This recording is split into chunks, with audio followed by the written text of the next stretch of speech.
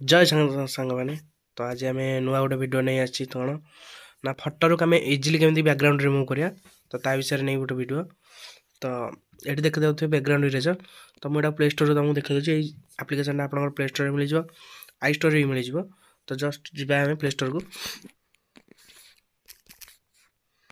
ये मारे background eraser देखी दिखाते ये मारिदे बैकग्राउंड इरेजर ये आप्लिकेसन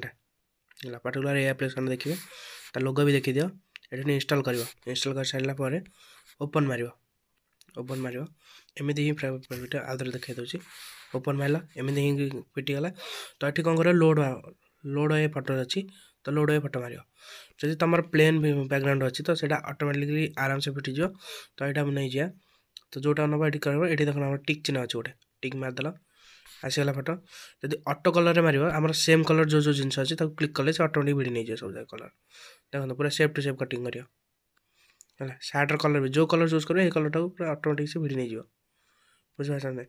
जदि तुम चाहिए तुम चाहो खाली फ्लाग टू किसी कराया तो मैजिक कलर यूज कर मैजिक देख ये गोटे बक्स पड़े आस तार तो आप जो सेप्रे भिड़े